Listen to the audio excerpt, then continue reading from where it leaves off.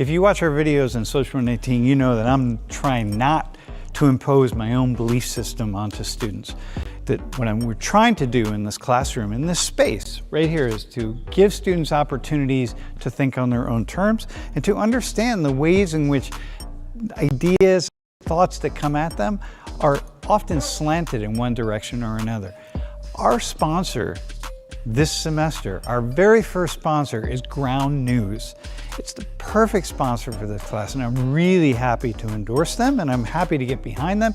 If you subscribe for Ground.News using the code in the description, the link in the description, you get 40% off the Vantage plan. That's the plan that we use in here. And I can't say enough how important this is and how valuable it is to have a better understanding of the ways in which news is coming at you and the ideological perspectives that people are taking who are sharing the news. So sign up for Ground.News.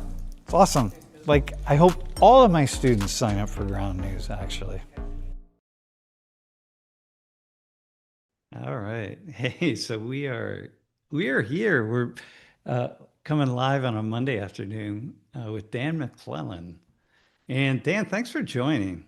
Thank you so much for having me. I really appreciate it. Well, honestly, I feel honored that you're on. And you know, having a conversation with you, well, somebody who does what you do and thinks the way you think. I've been wanting to do that for a long time, just for my own personal benefit. So I did get a chance one time. I saw Bart Ehrman talk. He came to Penn State years ago, and I asked him a question. Yeah, the one question I really wanted to ask. But so anyway, thanks. Hey, I'm going to let you introduce yourself, right? Okay. That would just be easier. I can do it. But Jeff, I think, Jeff, if you could put Dan's, that opening link for his channel, we'll put that in the chat at some point. Yeah, in the description. That's a really nice video. All right, go ahead, man. Awesome. Well, thank you. My name's Dan McClellan. I'm a scholar of the Bible and religion. I usually call myself a public scholar of the Bible and religion because I am mostly just trying to represent the state of the field on social media.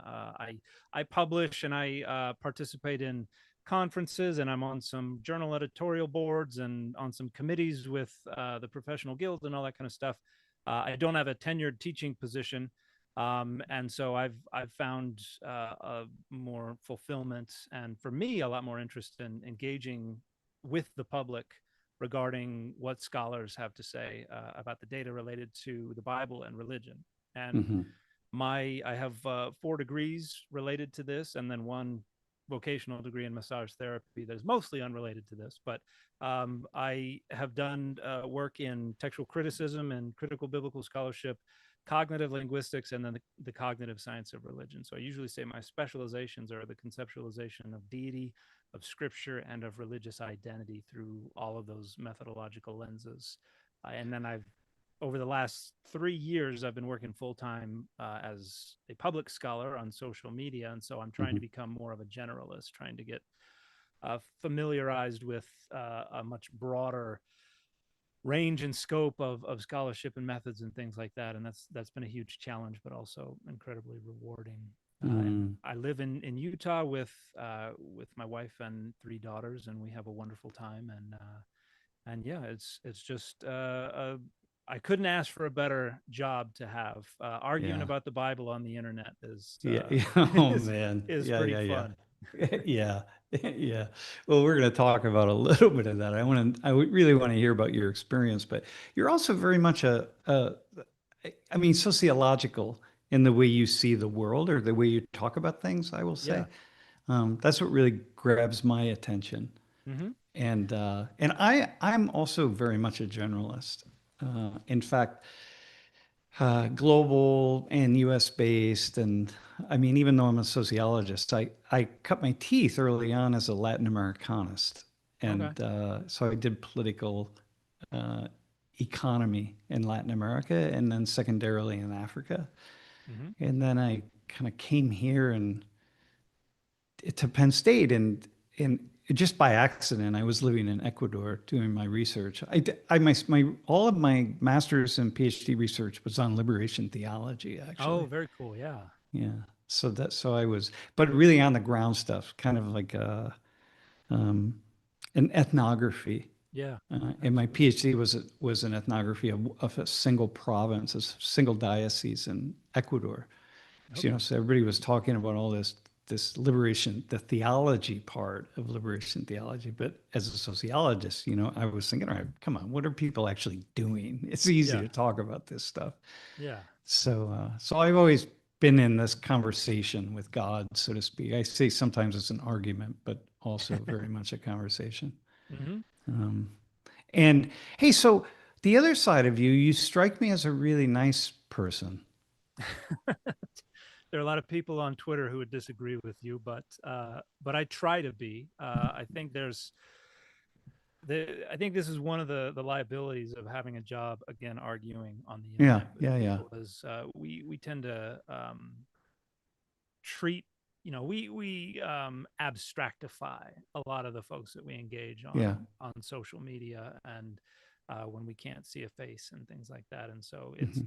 I have to fight against the urge to kind of retreat to that kind of thing. Although the last couple of days I've been losing that fight more than I've been winning it, in regards to some of the awful things that are going on in Minnesota Mm, right now, mhm. and the rhetoric and the way that folks are retreating to the the identity markers of their identity politics, their right wing authoritarianism and social dominance orientation. More than anything else, has just been something that's really gotten under my skin. But everybody who meets me in person and talks to me face Yeah. to face is like, you know what? He's actually a really nice guy. So, uh, Well, do your daughters say that? Are they happy to introduce you to their friends?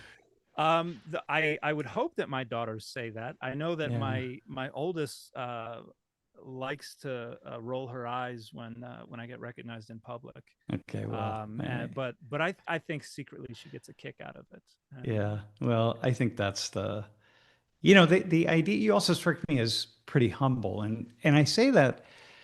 I mean, it's hard to look at people like you and I who do not have to be online and put ourselves out there and have these conversations. And I think a lot of times maybe people have the idea, or as much as I say otherwise, people often have the idea that I think I know what I'm talking about. And mhm. really, I'm just trying to spark conversations. So I bring a certain humility to it, but you wouldn't know that because you think like, wow, this guy's all over the internet and so on. So how humble can he be? But I'm like, listen, I didn't really want to do this. I'm just doing it. Yeah, Uh, I agree that that's kind of I kind of stumbled into doing this as well. And there's a degree of humility that's always going to attend any effort to try to be a generalist, to try to yeah, represent yeah, yeah, the scholarship writ large. And there are people out there who would, it's another battle I engage in every day, and there are an awful lot of people out there I imagine would think I lose more than I win that battle.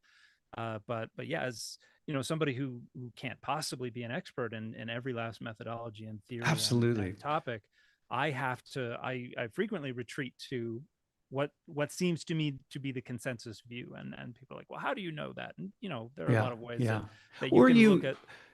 no, go ahead, and then I'll I respond was to you. just going to say there are a lot of ways to look at the representative scholarship, particularly in biblical studies. You've got commentaries, you got journals that are trying to kind of outline where the field seems to be and stuff like that. So there are ways to become broadly familiar with these things, and I try to represent that. But yeah, an awful lot of people see that and think, "Oh, this is Mister Know It All," or and I go, Yeah, "That's yeah, yeah. Doctor Know It All." Yeah, And so yeah, yeah.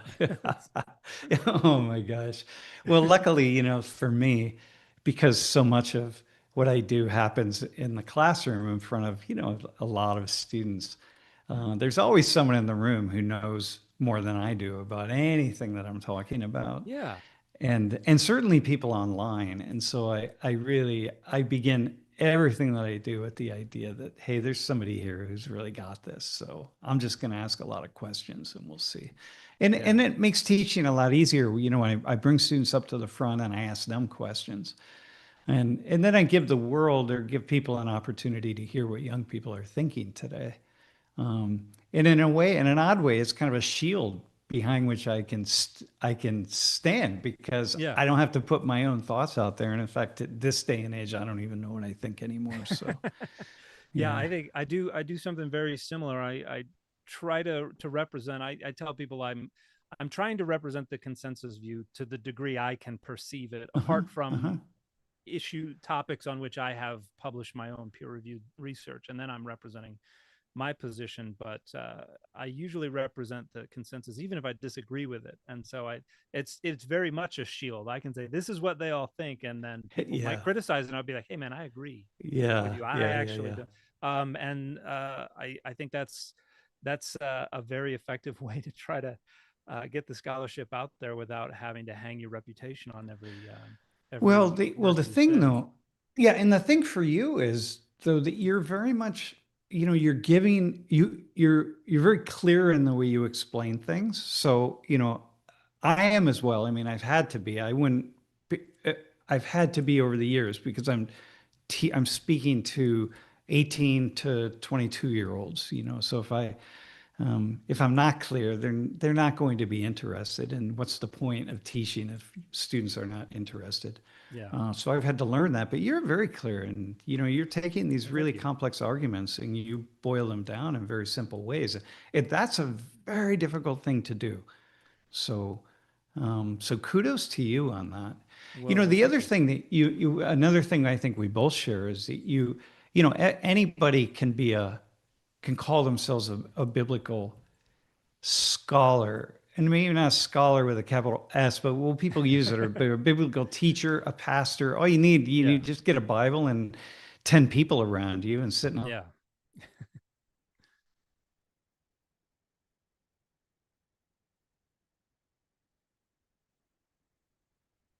Right before we went live, Sam did a speed test in his internet. Okay. It was And not doing very good. Sam, you cut out there.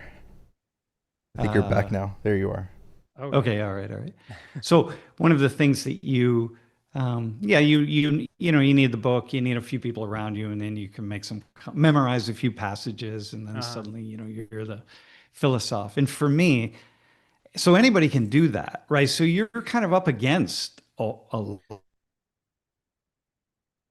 Yeah, while we wait for Sam to come back, I will just comment. Yeah, this is something that has I've recognized for a long time, and it's mine is not the and only. has an opinion about it. Yeah, I this is not certainly not the only field where everybody in the public imagines that they have their own version of expertise on this.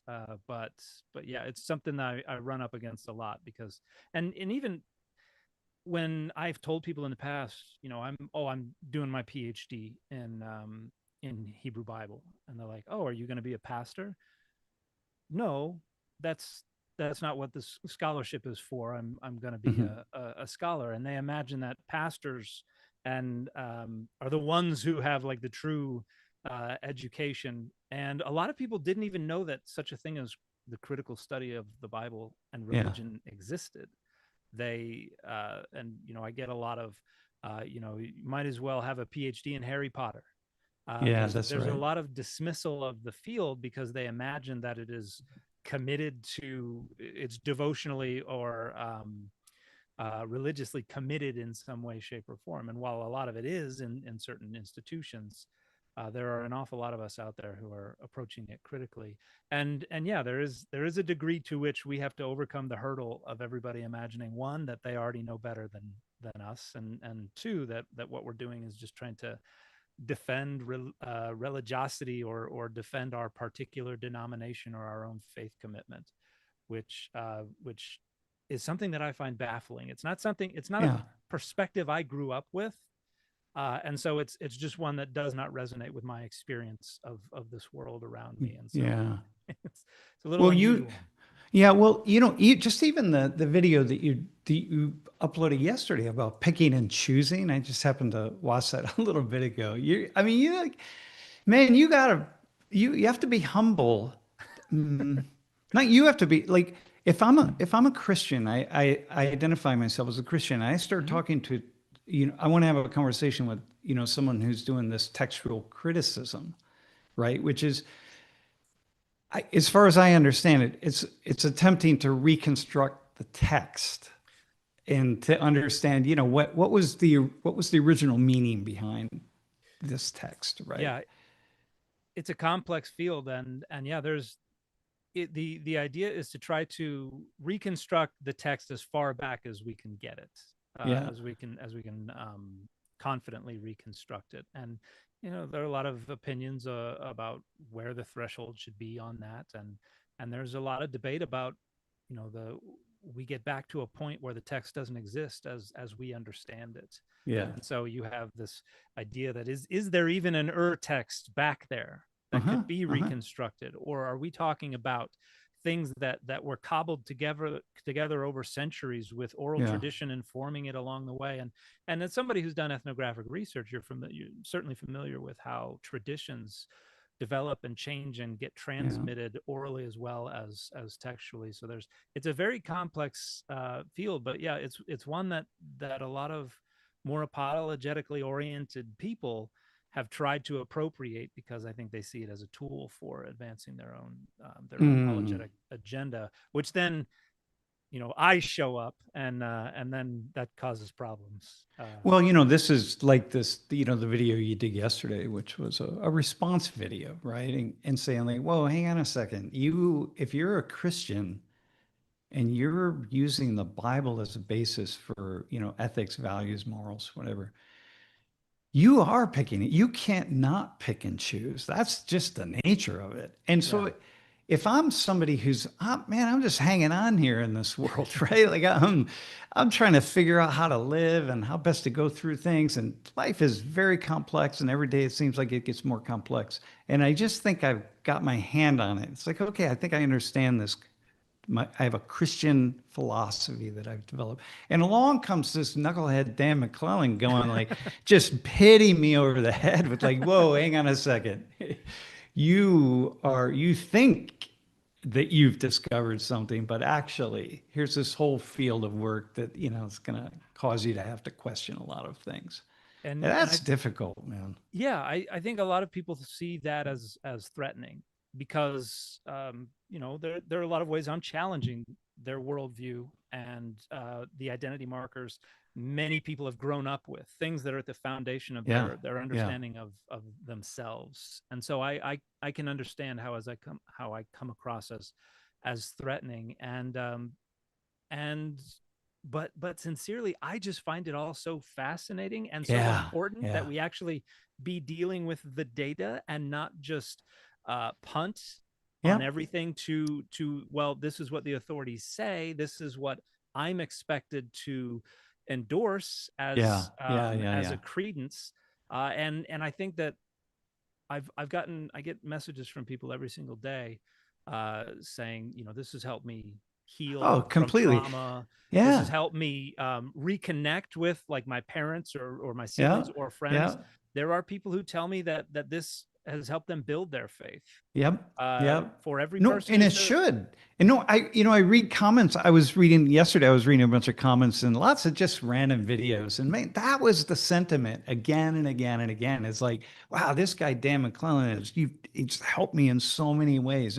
And people say that about my videos as well. I mean, it's less me, but I think it's so much getting the opportunity to hear from students and realizing, hey, there's a lot of hope for the future, because these students are really thoughtful and smart, and they're really trying to understand. And higher education isn't what people have been telling me that it is, because I'm one of very few people to put cameras in the classroom. And so people are really thankful in that way, but very much that's the sentiment for you. And you were saying in this video, I mean, you're saying, look, I hear what this guy's saying here. It was a response video, right? But what he's talking about wasn't actually a sin back in the day. And what he was saying was something that people throw around all the time. It's like, oh, well, this is a sin and that's a sin. And he was being really thoughtful about it. Like, well, if this is a sin, why isn't this a sin? And you come along and you're like, well, actually, neither of them were sins, and so for me as a thinker, that stops me in my tracks and says, oh man. But what it means is I got to go back to square one and start building up my Christian philosophy again, so to speak, right? Yeah, this is what a lot of people refer to as deconstruction. Yeah. which Yeah. which is where they take this worldview that they have been conditioned to accept and that they've constructed over their life, and then they have to pull it apart. And when they see that, oh, this assumption doesn't really work, this isn't supported by the data, and they have to kind of go back to square one. But as somebody who works in sociology, you know that uh, all of our worldviews are contingent Yeah. and incomplete. And the more I love the saying that travel is what is it?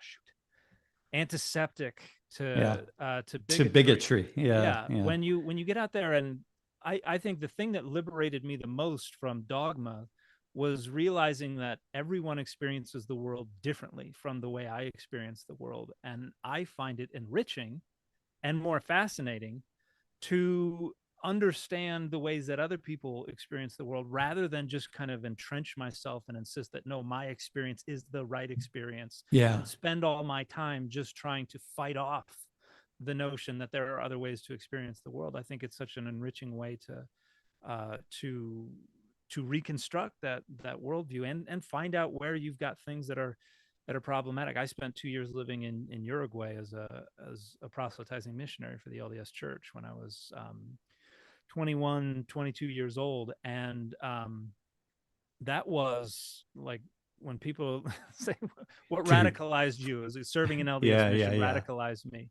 because I Yeah. was I was on the outside of this system. I was an Yeah. outsider. I went in there feeling like I had all the privilege, and then there were certain ways that I did, but there were a number of ways that I didn't, and I Yeah. realized that I was living in a system, and that the Yeah. system was not built to serve my interests. And then I came back home, and now I could speak Spanish, and made a bunch of friends who were Spanish speakers, and was like, oh no, I'm back in my system, and now all my friends are on the outside of the system, and being forced further outside of the system. And Yeah. but that has only enriched my own experience of the world around me. And really, a lot of what I'm doing is just trying to share Yeah. that Yeah. with other people and help them get that aha moment. And I the most meaningful comments I get are the ones where people say, I used to disagree, and then I had this aha moment, and now I caught the vision, I see what you're doing, I appreciate it. That's when that I don't know if you remember the old commercial, it's tingling, that means it's Yeah. working. Yeah. Yeah. It Yeah. feels Yeah. like what I'm Head and doing is shoulders actually, or yeah. something. Yeah. It feels like it's getting somewhere. So Yeah. Yeah. I think I would say I have a very similar thing. There's nothing that makes me happier than that I kind of put a crack in someone's cosmic egg, so to speak. yeah, And now they got to think their way back into some new level platform, or yeah, and I when I trust that they're going to do that, or when I see that they're going to do that, it just feels really good, because I know that you'll just be a better human because of it.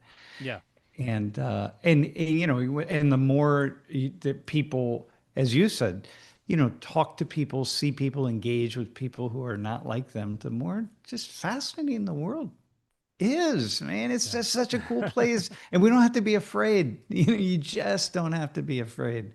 Yeah. And I do these things all the time. Like my students are going to watch this video from Iran. It's Oh about a wow. half hour, and it's just Oh it's gosh. just life in Iran, man. You just get, it's video taken on the streets and light, and you watch the video and you say, oh my God, I really want to go there, and because just looks like a really cool place. And so Yeah. I like blowing things up in that kind of way, I think a while ago, I don't know if you recall, TikTok went down for like 12 hours or something like Yeah, that. And yeah, and that is when I put up these lights, and I was like, now I'm filming everything in horizontal to YouTube's now my home base. But people started downloading the Red Red Book or Red Note, an app yeah, that out of China. yeah, And I downloaded it as well, and suddenly I was seeing a lot of day in the life videos from deep in the heart of China, yeah, and I was like, why don't we have that? yeah, They're like, yeah, I'm going to go to the convenience store and look at what we have, and here's how I pay, and yeah, here's what my is in my apartment, and I'm like, why can't we have this stuff? yeah. It's so I I had my previous job that I worked full time at. I was a scripture translation supervisor for the LDS Church, and I was sent all over the world to places I'd never even heard of before, and got to know just phenomenal people. Got to see places that most people who look and speak like me will never see in their entire Yeah, lives, and it yeah, was yeah, just such an unbelievable privilege, yeah. and so deeply enriched and blessed my own life, and as we've been saying, cracked that cosmic egg and made me realize that life can work and be experienced in vastly different ways from what we imagine. So And so I've had a very similar experience. I've lived abroad for several years and traveled, all over. I travel now a lot, and yeah, I don't, and I travel to places where, and I have experiences that most people won't have, kind of like what you were saying. yeah, And man, it's just I can't ever say what those are. I can't ever talk about them. If yeah, people say like, "Hey, give me a story," I'm like, "Oh man, the story is not. I can't give it. The story is everything yeah, that it's is the me." feeling. Yeah, Man, yeah. yeah. And what so what I, go what ahead. is Yeah. let me a question I get frequently. I love hearing from people who've done a lot of travel. What is your favorite meal that you've had on Mm. when you've been outside of the US? What was a You know, such a new mind-blowing experience? well, the first one I had was eating cuy in Ecuador, guinea pig. Hmm. Uh, that was the one that was the first one that just blew me open. But I will say my favorite food is Persian or Afghan food. Is the one that when I Oh, eat it, the flavors just wow, they explode in my mouth in such a yeah. subtle way that yeah, man. I have a colleague, I have a partner who's from Afghanistan, and we had a project that we did with NATO where we brought civilians together, Hmm. Afghan civilians together to have conversations with NATO soldiers and cadets. And he and I would travel, we'd meet up for travels and for, meetings and so on and so forth. And he'd always want to find an Afghan restaurant and eat, which was not easy, but we in Europe and in India and different places. Hmm. And I never really understood, like, dude, like, you only eat Afghan food. And then I started eating Afghan food and I was like, oh man, okay, I I get get it. it. Yeah. Yeah, I see. Whenever That's I cool. see, we were just in Winnipeg and we was like Afghan restaurant, boom, that's where we're going. We went twice, Yeah. so. Oh, very cool. I And just, then I just, then after that we went to California to LA and Afghan restaurant, boom, that's where we went, so yeah. when I went down to Uruguay, I had nutria one time, which is kind of it's like a smaller version of a capybara. Uh-huh. It's a very large rodent, but Uh-huh. they're Yeah. the people are like, now you got to have the right kind, because like there are all these problems with, like, the hair has oils on it Yeah. that's gross, and like they have to be careful when they prepare it and stuff like that. But it was nutria with polenta, and I was like, feed me this every day, I will Oh be yeah. happy. Like Yeah. I don't need all the other stuff. But chivitos were something in Uruguay that I loved. I It seems like with most societies, cultures, food, dress, and language are like Mhm. the three main identity markers, and I'm always just fascinated by an opportunity to participate when I'm traveling. Unfortunately, a lot of places I've gone have been big into seafood, but I'm allergic to seafood, so I can't eat it. So like Oh. I've been on in was in Sapporo one time, and we went to some really nice sushi go round, and I was just on the lookout for the chicken that I could eat, and um, Yeah, that's uh, unfortunate. That's yeah, unfortunate. Yeah. I've been in like Kiribati in the Pacific on Uh-huh. Tarawa, and they're having a mountain of sashimi for $1, and Yeah. I've got to have my ham and egg sandwich. And Yeah. Yeah. Oh uh, man. Oh, that sucks. Oh, that's terrible. Oh man. Hey, I also, by the way, really appreciate conversations with people like you who, I mean, you're grounded in a way of seeing the world, but you very quickly can step out of that and see the world differently. And again, I think that it comes from the experiences that you and I have both had. And it just feels like a really nice way to live. Listen, I'm going to ask you a couple questions here Okay. that I want to see where I want to come back to some of this other because I want to hear more about the videos you're making and what you're doing and what you're attempting to do. But I want to go back to kind of the textual criticism of sorts and that uh, but let's talk specifically about the Bible. I want you to help me through something.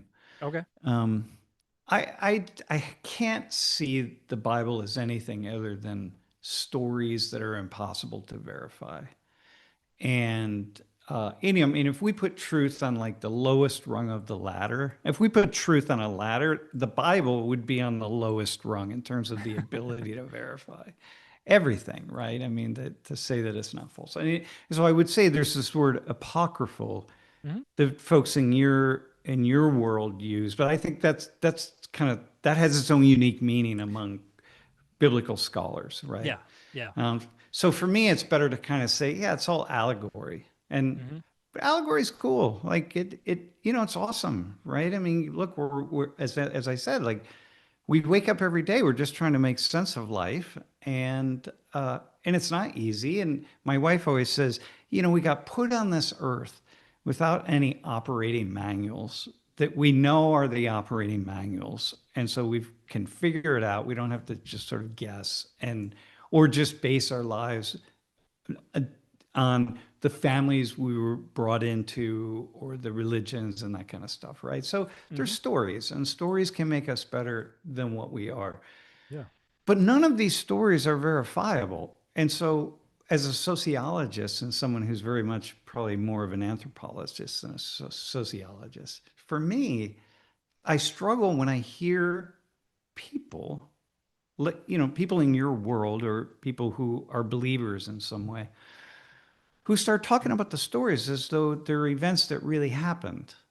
And in some ways, there's no way around that, right? Like if you're an English teacher and you're teaching Tolstoy's like Anna Karenina or something like that, eventually you start talking about Anna as though she was a real person. It's like, wait, hang on, this is a fictional character here, but and so, but in the world of religion and ethics and morals and values and so on, it has greater consequences. So how do you help me make sense of this idea that look, these are stories. We don't know where they came from.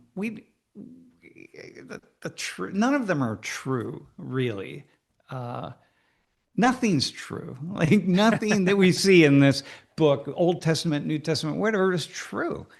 I mean, except here's the one, and I'm gonna let you riff for a while, but I want to say a couple more things. The one question I asked Bart when have you ever met Bart? Oh yeah. Yeah, we're friends. Yeah, okay. Yeah, I would imagine you're friends. Okay. He strikes me as a really nice guy too. He is a very nice guy. And he just retired, by the way. I just realized so I asked him, "Hey, what do you know for certain about Jesus?" Okay, what do you know? Like, just give me the one thing. I'm a sociologist. Tell me what you know that I can say that I know. And he said, "Well, Jesus lived. There's a guy named Jesus. And we're reasonably certain he lived, and we're reasonably certain he was killed. He died and he was killed in some way, and that's really kind of all there is." And I went, "Oh." I think, as I remember correctly, that's what he said. So I don't want to say for certain. So anyway, here we go. Right? None of it's true. There's stories that are really beautiful stories, and they help make sense, and they help lots of people make sense. But for me, I mean, like, I can't get past that. How do you deal with it? How do you make sense of this? Well, I would say I largely agree that to the degree that we hang our whatever position on the Bible, whether it's a position of faith or whatever on the Bible, if it is on the literal historicity of these stories, as the great poets of South Park said, you're gonna have a bad time.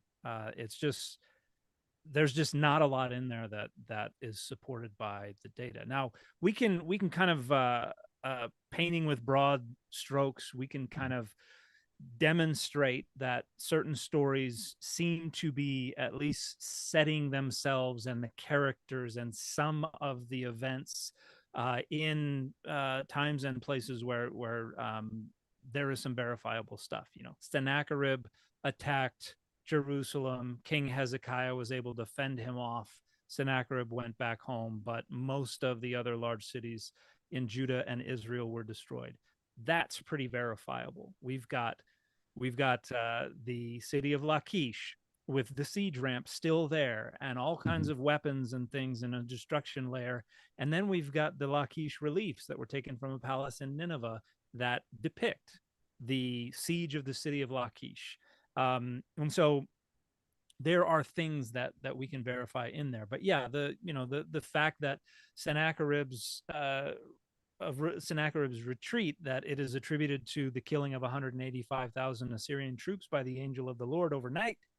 Obviously, that's not something that's verifiable or stands much chance of being historical. But I think what I will frequently point to is I point to the parable of the Good Samaritan. I say this is openly fictional, but it's one of the most powerful stories in human literature. Like, this is frequently held up as one of the most powerful parts of the Bible, and it's openly fictional. And fiction can teach phenomenal values, and a lot of what we're doing when we're engaging the Bible, at least those who engage it for devotional purposes, a lot of what they're after is a feeling, whether it's that collective effervescence of community, or whether it's just trying to get those good vibes from a story about somebody doing something right or something like that. There are a lot of ways that what people are doing, and they call it feeling the Spirit, or being in the Spirit, or communing with God, or what have you. I think there are a lot of different ways that the Bible, just like other sacred texts, can facilitate that. And to the degree that makes people want to be better, to the degree that improves relationships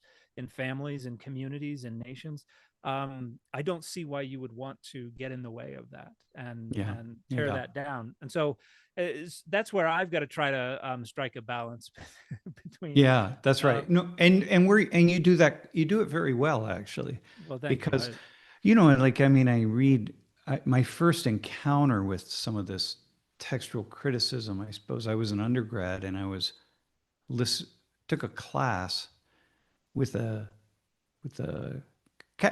former Catholic priest, but he was really a theologian. And these guys, man, you get to a certain level, and everybody just kind of you look behind the curtain, and you're just like, all right, this is exactly what Dan just said, what you just said. It's like, just be a better person, man. You don't have to believe any. Yeah. But he really walked me through some of this, and I said, I was really struggling a lot, I think, because just I had encountered lots of fundamentalist type Christian folks who, it's like, well, if you read this passage and you insert the indirect object pronoun here, it has completely different. And I'm like, oh my God, seriously? You're going to go there? You know what I mean? Like, oh, that's not what Jesus meant when he said this. Oh, really? Do you tell me what Jesus meant? Who's Jesus, right? What did he really mean? I mean, just the silliness. And so I really lost all hope in anything religious. But then this guy really helped me, because he was like, nah, listen, don't. When you dig into, he was a hermeneutic scholar, so he said, you dig into this stuff, it doesn't matter. Just how does it make you feel? And so make you a better, the Good Samaritan, can you see how you could use this to treat your neighbor differently, or undocumented immigrants here in the United States? Yeah, I could see that. Okay, well then go there. Don't worry. Don't fight over these silly things. And that was one of my specializations, is in cognitive linguistics. So if you want to if anybody wants to get deep in the weeds about the grammar, I'm happy to take you there. But yeah, there's a point where it becomes just academic minutia that doesn't really mean anything. But I think it makes the text more flexible in a way that I think is important, because in addition to in addition to saying, well, let's back up, let's get the bigger picture. How does the parable of the Good Samaritan make you feel? I think it also allows us to renegotiate a lot of the things that might not be so good, because there's a lot of stuff in the Bible, including moral claims that are not just not good, but bad and harmful. Well, God's the first 5 books. Man, start reading the Old Testament. God's pretty evil, man. I mean, like, oh my God. And so, if you take it literally, you're gonna go like, who would ever worship this God? I mean, holy smokes! So you have to get to the allegory part, or else you're just sunk before you even start. And what's funny is the earliest Christians approached the Bible more in that vein than the Christians of the last 2 centuries. Like, we go to Origen of Alexandria, a 3rd century theologian, and he's talking about multiple different meanings, from the literal historical all the way down to the anagogical and or the allegorical. And he would say, well, the historical literal meaning is crap here. We don't care about it. We don't want it. For instance, the imprecatory psalm, blessed are those who dash your babies against the rocks. This Psalm 137 against Babylon. And he would say, well, that's the historical literal meaning. We don't want that. But if you go down to the allegorical, the babies of Babylon are sinful thoughts that are generated in our mind. And so now, anciently, there was an awful lot of, we can deal with contradiction, we can deal with this, we can deal with that, because we're imposing these other interpretive lenses on it in order to draw out from it the things that are useful to us. And there's a degree to which that's just an inevitability. You've got to do that, because if you try to approach it literally, you're going to run into yourself over and over and over again, because so much of it contradicts itself. And that's just and that's the notion that the Bible can't contradict, however, is a deeply embedded dogma for a lot of Bible believers. Oh man, that's tough. I see. I just looked at titles of a lot of your videos, and I see that, man, you're in an endless conversation with some of those folks, and that's not easy. And I think that used to throw me off a lot, because I would just be in arguments with people like that. And then I realized that you don't have to argue with that. It's fine. Just move on. And I'm a teacher, and my job as a teacher is to make students better than who they are, smarter than who they are. So if you're Muslim, or you're Buddhist, or you're Christian, or an atheist, or whatever you are, whatever kind of Christian you are, if you're part of the LDS church, it doesn't matter. My job is to help you to be better at it, to be more loving, to be more peaceful, to be more accepting. And, when I have LDS folks, I invited a couple people into my living room a couple of years ago. I said, okay, give me your speech. What do you got? And so they gave it to me, and I was like, hang on, man, that's not going. You're not. Did you even study? Like, they were really young, and they had just arrived like a month before. I said, look, I'm a teacher here. Let me help you. Here's where you want to start. You want to go here, then you want to go there, and here and there, and like. But that's my job. I want you to be better. You're here. You're walking down the street. I want you to, really connect with people. So but that's you. That's very much you in your videos, and I really appreciate that about you. So well, I'd like to think so, and I appreciate that you see that, because I think a lot of people think I hate the Bible. I'm out to destroy the Bible. I hate God. Oh my God. I'm trying to destroy God.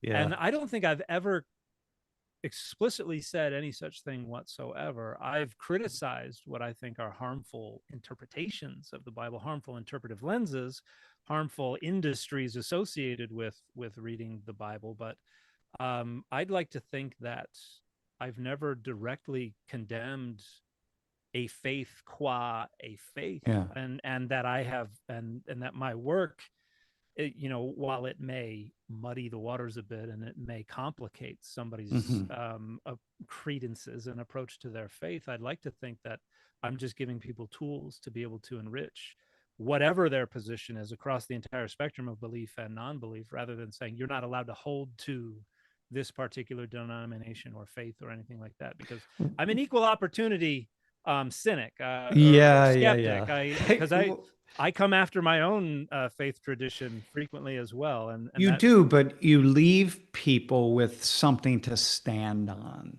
That if they stand on it, they're gonna feel more open I about think so. yeah, no, I very much think that. And I think I have a similar criticism sometimes, and I say, well, you just didn't hear what I was saying because first off, I don't know if you have this, but people ask me how I can do what I do. And I say, well, because I grew up just with the assumption that, so if I liked everybody, I didn't have any enemies. One of my nicknames was a smiley, that I was smiling all the time. You I got might a have had smile. enemies, but I didn't know who they were. And I just always assumed that if people knew me, if they met me, they would like me because I like them. And Yeah. so I can go into the classroom and I can do anything and say anything. And I'm just like, look, people ask me, wait, how can you go teach about this stuff in front of so many people, the most controversial issues of the day? And I'm like, because I believe that if people understood what I was saying, they would really like me and they want me as a friend. Yeah. Of course, that's not always true because people misinterpret things or I don't say it the correct way or whatever the case is. My own wife got to know me because wanted to meet me because she thought I was really annoying. So like, all right, that's she discovered that I really wasn't that. And well, I am Yeah. in different ways, but so I don't know. Do you have a similar thing about yourself that you just feel like, yeah, if people knew me, they would really like me. I And that think allows you so. to keep doing what you're doing? Yeah, I think so. And a lot of, I come on social media, my persona of kind of a dispassionate, all right, let's see it kind of that whole persona really is an artifact of my discomfort with seeing this on a screen. Because if whatever is making my social media content popular, it's not this. And Yeah. so I just kind of was uncomfortable, and so was just kind of deadpan and dispassionate at the beginning, and that was kind of the beginning of my brand. And people who meet me are frequently like, "You're a lot goofier and you're a lot Yeah. kinder Yeah. than I thought you were." And yeah, I think the same thing. Even with people that I have tangled with in one way or another. There are some examples of folks that I've gotten to know either in conversations on video conferencing or something like that, or in person, and every time we've both come away saying, okay, this person is a lot more reasonable than I thought. But yeah, I've always thought it. Who couldn't like me? Who couldn't like me? Yeah. But if Yeah. if all you're seeing of me is me criticizing something that you consider central to your worldview, yeah, I think those identity politics you're gonna have your guard up, Yeah. and you're gonna Yeah. perceive Yeah. me as an enemy or an antagonist, and I'm there's a degree to which I have adopted that persona as well when it comes to certain ideologies. And now with all the things that are going on with the current administration, I've staked some claims regarding Mm. regarding Hmm. where I stand Hmm. on certain things. And so if people are willing to engage in good faith, I'm always willing to respond. Mm. Yeah. And Yeah. it's really that refusal to engage in good faith that for me is where I say, in the interest of my mental health and my time, I'm just gonna block this individual and move on. Mm. And yeah, I Yeah. feel some of those I feel bad about. Some of those people have come up to me like through other social media channels or even in person when I've gone to do a speaking event or something like that. And I've been like, well, now I feel terrible for having Yeah.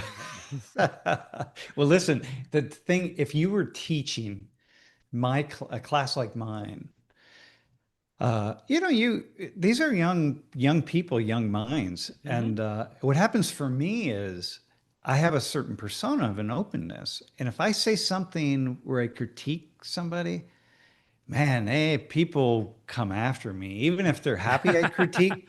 Like, yeah, I really loved the fact that you put that guy in his place or whatever, but man, you have no right to do that. And I'm like, oh. So I've had to learn over the years, like, hey, you can't, you cannot. You got to be really open. Yeah. And so then what that's done is, of course, has really shifted my mind and made me more open as a human being Hmm. to ideas that, 20 years ago I wouldn't have been open to. And now I'm like, well, I don't know. I don't know that this 19-year-old in my class is off base. So like, all right, let me listen. Let me hear what you got. Yeah, I've been in some classrooms like that in the past. Unfortunately, when I go into, well, I don't know if it's unfortunately or fortunately, when I go into classrooms these days, there are folks who know a lot more about me than Yeah, I yeah, yeah. prefer, and then Yeah. other folks who don't have the first clue who I am. But yeah, that's certainly one of the outcomes of having to put yourself out there and engage. But I think if people can get a sense that you really are sincerely there to try to help other people learn and grow, Hmm. rather Hmm. than there as the intellectual police or anything like that. If Hmm. they get a Hmm. sense that that's why you're there, I think you get a lot more grace than maybe you think you deserve. I know I've seen that from folks Yeah. who have said, I know where you're coming from. I respect what you're doing. And so I'm going to give you a little grace here about this, and probably more times than I've deserved it. But which I guess is From the definition of grace. But yeah, well, I'll take that. I yeah, suppose people probably do the same for me. I think that I actually would like to challenge many more things than I do. And the problem is, because of the nature of my role as a professor, even when I go on office hours like this, if I really decide, hey, listen, Dan, let me tell you what I really think about this, whatever, who mm-hmm. knows? The idea that all these Christians today see Donald Trump as this great, wonderful Christian. It's like, let me tell you what I really think. And I just go all in on it. Well, it just comes back so hard. And so I've trained myself to A, not even have any thoughts, so just keep asking questions, but B, because people make the assumption that then I'm going to go in the classroom and I'm going to say those things. And I'm like, well, I'm Mm-hmm. not going to say that in the classroom. But for Yeah, me, it all blends together in my world. So I can't get into arguments with anybody about anything that's really highly political. yeah, And and so, which is I appreciate. Although I will say that the videos you make in which you're in some kind of argument with someone or you're just it's actually it's I mean it's still very thoughtful. Like it's not clickbait. You're not setting someone up to look foolish. Even the one that you just uploaded yesterday, you're responding to this young guy who's like, pretty smart and pretty thoughtful. And you didn't come at him. You were just like, hey, well, listen, let me just show you this, right? Let me yeah. say Well, this. I've and that was something that it took me a while when I was developing my channel to realize that there were going to be a lot of folks who were going to attack people for a lot of different reasons Yeah, yeah. in the comments. The more commenters I got, the more of a liability that was. And so I started saying, hey, we're not attacking people for their appearance or for the way they talk. Hmm. um Hmm. and and I've tried to police that, and that's been that's been pretty helpful. But yeah, and I think a lot of people appreciate my channel because of that, because it makes it Hmm. seem Hmm. like a slightly safer space where Hmm. they know they're not Hmm. going to have to deal with that kind of stuff. But Oh, it's but my definitely a safe space. yeah, Yeah. my reasoning is, I in any given situation, I always feel like I'm the one most set up to be attacked for my appearance, and so Yeah. I am Yeah. trying to create a safe space for me. And so but I think that allows for the data and the arguments to take center stage. Yes. Because I won't speak down to people. I won't say, look, kid, or something like that. I won't. I do sometimes, particularly when, and no, only when people are spreading things that are harmful, Hmm. Hmm. particularly about Hmm. underrepresented oppressed groups. I will occasionally tell people to grow the hell up. But Hmm. but yeah, I think as long as we can keep that out of it and make sure we're focused on the data and the argument, I think people feel like they get a chance to be heard more, even if even if I'm coming down hard on their argument. And I never name call on Yeah. Twitter. On Twitter, I've sometimes I do, but in the videos that I make, I never name call. I will talk about somebody's argument or somebody's reasoning, but never the person themselves. And I'm sure I have improvements that I can make on that. But I think that allows the data and the arguments to take center stage. Yeah. Yeah. Well, in part, that's your job, right? Your job is to refine a certain area. Again, we're in this textual criticism world, right? You need to, um, that's what you do. My job is to explain some really simple things in as simple a way as possible. Well, complex things, but in a simple way. And I mean, it's yours too, but you're just at a different level and kind of in doing that. And so, and also, by the way, you come on your videos and you're wearing a different comic book T-shirt or something. So it's like, that's disarming in and of itself, right? So I'm glad that that's the case. Really, it was when I started off the channel, I had a full-time job. I had to wear a suit and tie every day, and so I would just come home and put on my graphic tees, and that became a part of my brand pretty quickly. And now I get invited to universities, and I'm like, if you want me to wear a tie, I'm happy to put on a tie. And they're like, you better not. no, You yeah, better yeah, come in your yeah, comic book yeah, T-shirt and your yeah, sweatpants. And I yeah, say, yes, ma'am, or yes, sir. yeah, And yeah. I'm That's happy to. It's my work uniform now, so I'm. It yeah. is. Similar thing for me. Nobody ever expects me to be in a tie ever. I have a button-down shirt and jeans and shoes, and that's it. And I Right. can go anywhere in any situation and do that. And there have only been a couple in the past 10 years where I actually wore a suit and a tie. Yeah.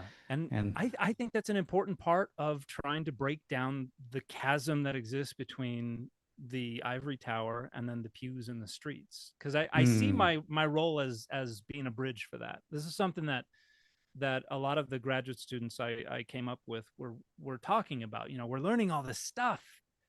And this is not how they talk about the Bible in the pews and in the streets. How do we take that, what we're learning, and communicate it downstream? And I think one of the problems is that they perceive a lot of us academics as occupying this ivory tower, and we're not very approachable. And so I leaned into the approachable, affable, comic book wearing comic book poster having nerd, because that's a lot more approachable for folks, and I want them to see me as someone who is telling you what's going on in the ivory tower yeah, without that's right. And glaring down my snout at you. So and it's clearly who you are. So that's important. I want to go back to something else. So I spent a year and a half in Ecuador studying priests and nuns and lay clergy and liberation theology. And again, I had the idea that I wanted to understand what was really happening. And so it was in the province of Aswai, the Diocese of Cuenca, right in the central kind of the highlands in the center of the country. And man, I sat through more masses than I don't know, I can't imagine, a lifetime. A person who's been a Catholic for a lifetime would sit through. But going to some communities where people were just exceptionally poor. And with some priests who, they kind of went through the motions, but many other priests, man, they were, and nuns and lay cleric, who they were in it, man. They were in it. They were living and breathing representatives of the Christ, yeah, in the best of anything you can imagine. There was one priest who he was so good at what he did, and he said mass twice a year. And he's just like, the other priests would say it 5 times a day, wherever they were. But this guy was like, they don't, that's not what they need. They don't need that. They yeah, need, they need bread and water and food and shelter.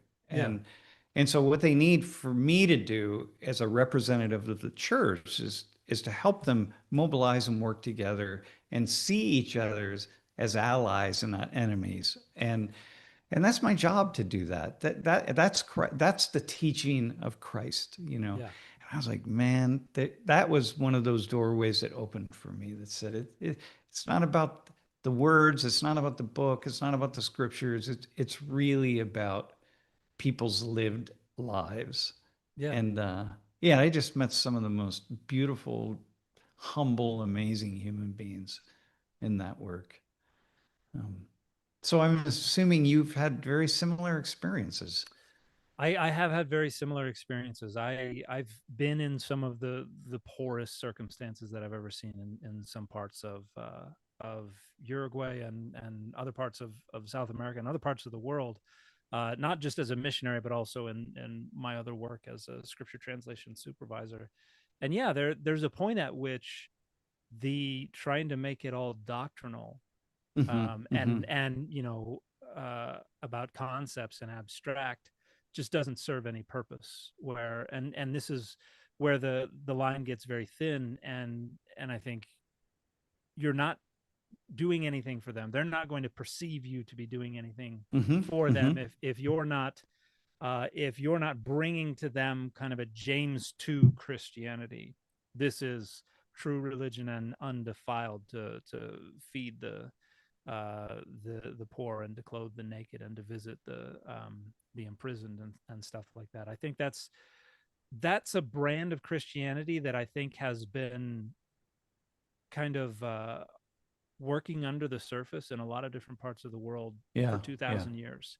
And I've talked on my channel about how a lot of the people who we think of when we think of Christianity are these very influential, very intelligent, very well educated, often very wealthy folks who influence the direction Christianity goes. And for these people, Christianity is more of a mental exercise than Hmm. anything Hmm. else. And I've there's it's a oversimplification.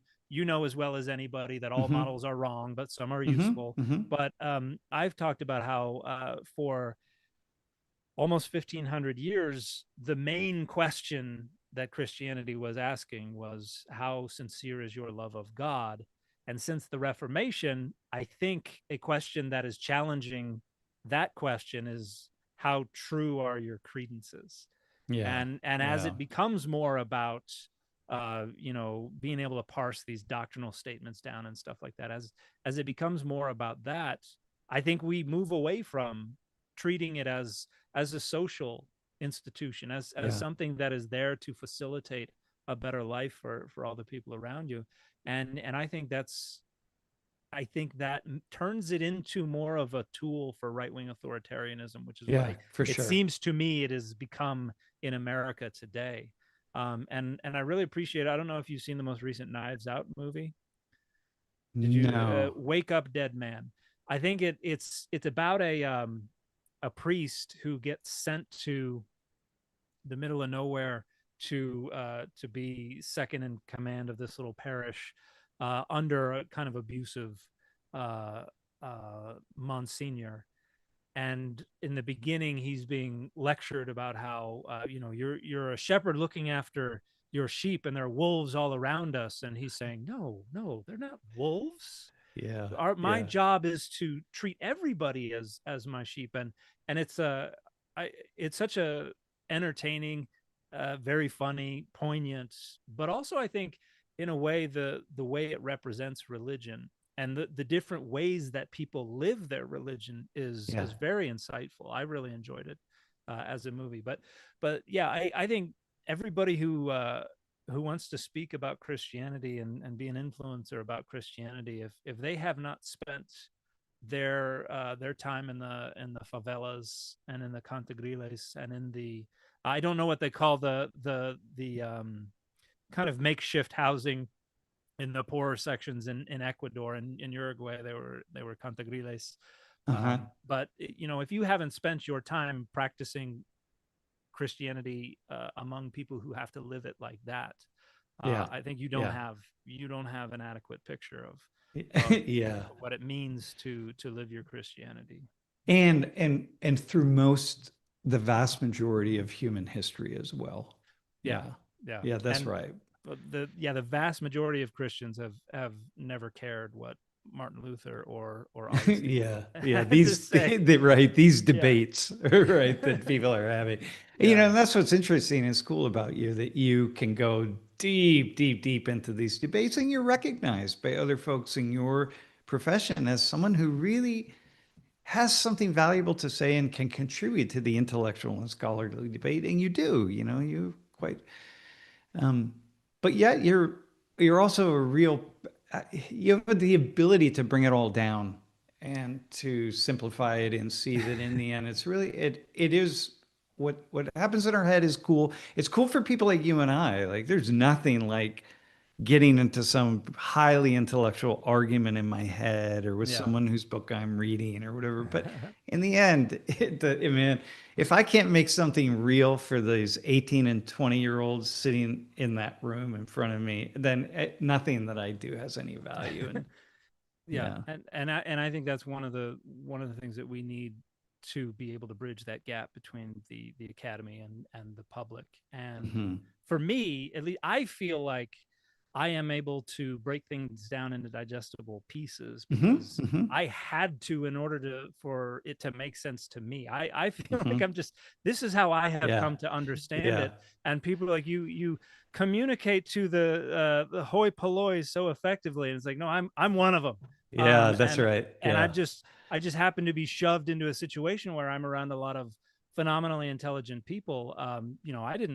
I grew up waiting tables and stuff like that. I Yeah. do not come from an academic family, Yeah. so it's not in my blood. I have no choice but to make it understandable so that I can gain some kind of purchase on what's going on. So Yeah. so That's I cool. and I have an awful lot of imposter syndrome as a result of that. Yeah. When I Yeah. when I'm Yeah. engaging within the academy, sometimes um, I sometimes I worry that I'm not taken as seriously, but the responses of my colleagues do not suggest that, which is a Well, relief for me. I think one thing that happens is the moment you start putting videos out on TikTok or YouTube or Instagram or whatever, there's a certain group of people who just naturally look down their noses at that as though it doesn't have value. But once you do it, and once you start getting the responses and the kind of responses that you get and those that I get, and realize, no, it does have value. In fact, it may have the only value. Well, that's not true either, because again, sitting in these cloistered rooms, having these very high level debates are also fun. They're Yeah, fun. I think Yeah. that's needed. Yeah.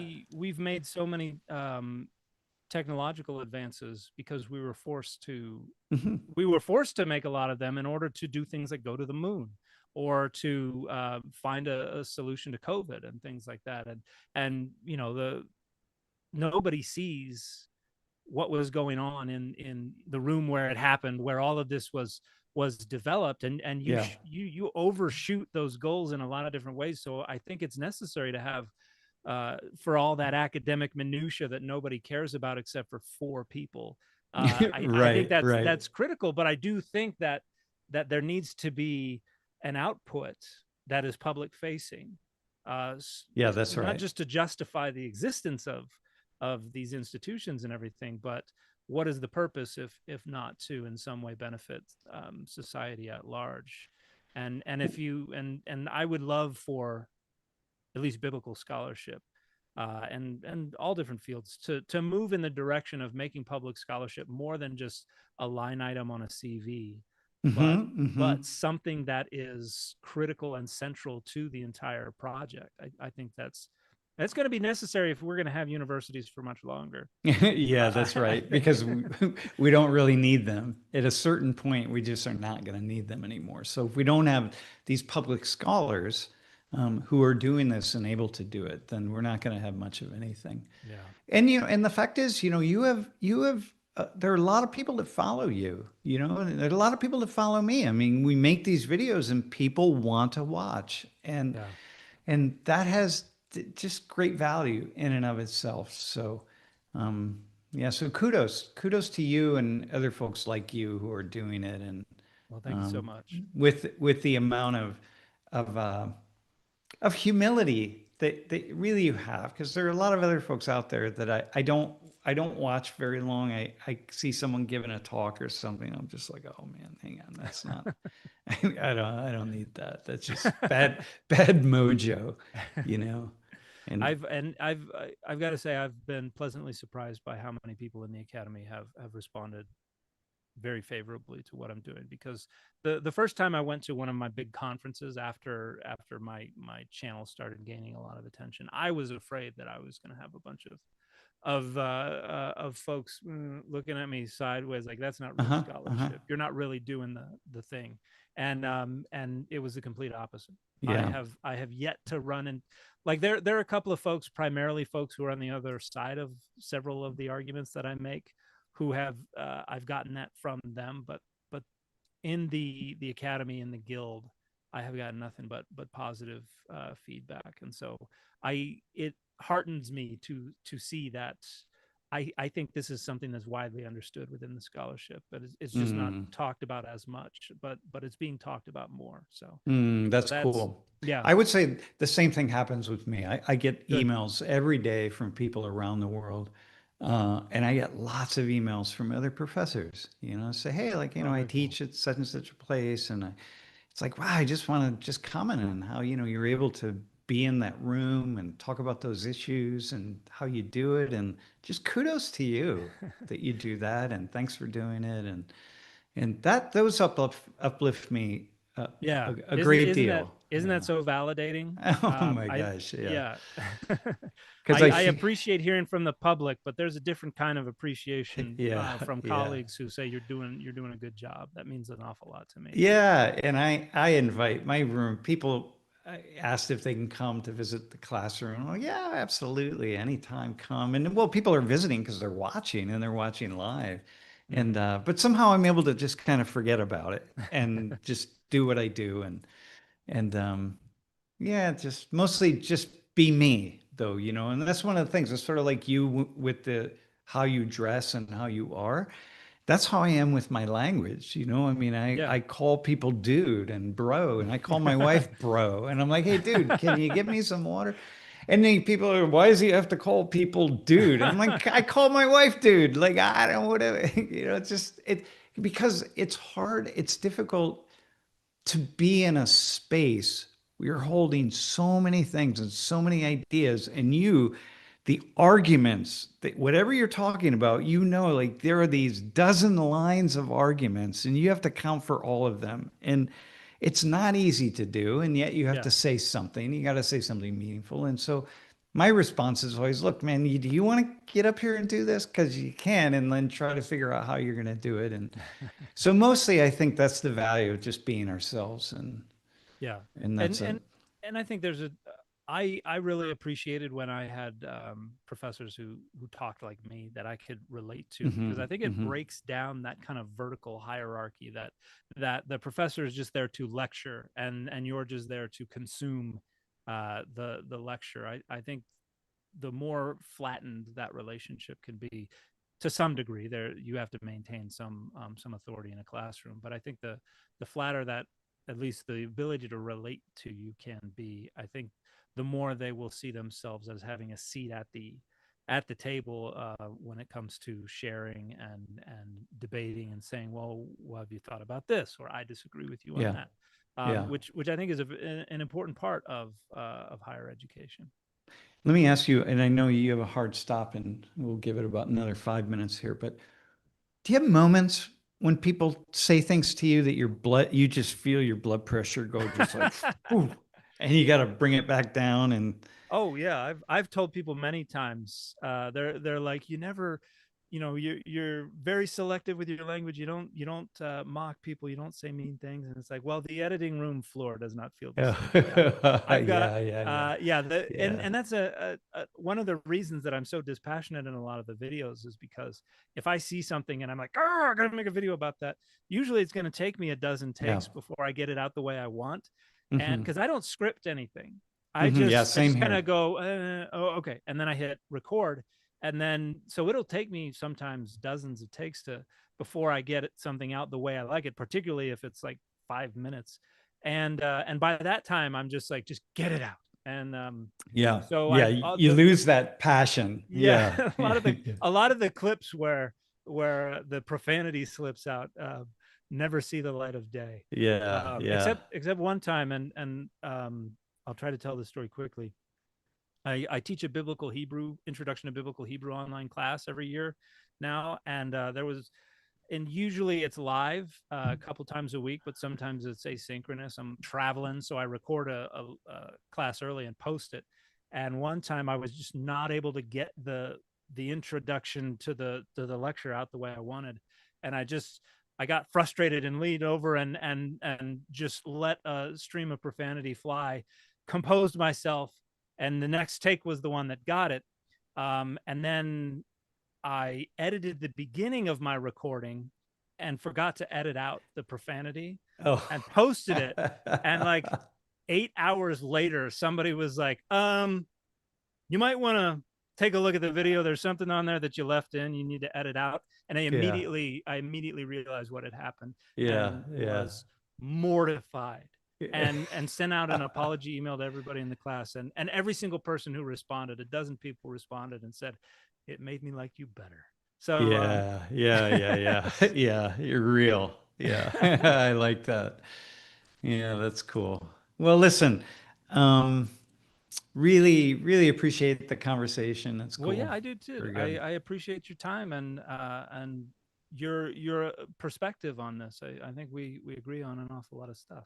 Yeah. And No, I'd love to have the opportunity to sit in your classroom sometime. Listen, I'd love to have the opportunity to there. have a conversation with you in my classroom. So if you that get would out be this really cool. way, for sure, that would be really lovely. No, it's good. It's good. What you're doing has great value to not just Christian, but other religious thinkers, who can take biblical ideas to another level. Yeah. And not be so judgmental, but to see that these are things, they're pliable and flexible, and they're meant to be that way, and they should be that way. And the more that you're able to play with these ideas and thoughts and all of these scriptures, so to speak, the more that you can do that, just the better you'll feel about a relationship with God and Christ, and whatever it is, whatever your relationship is. So I feel that's good. Agreed. Yeah, it's awesome. All right. Well, listen, thank you. And thank you. Be well. Yeah, we will talk again. All right. Thanks, Sam. I appreciate your time. Yeah. All right. Take care, Dan.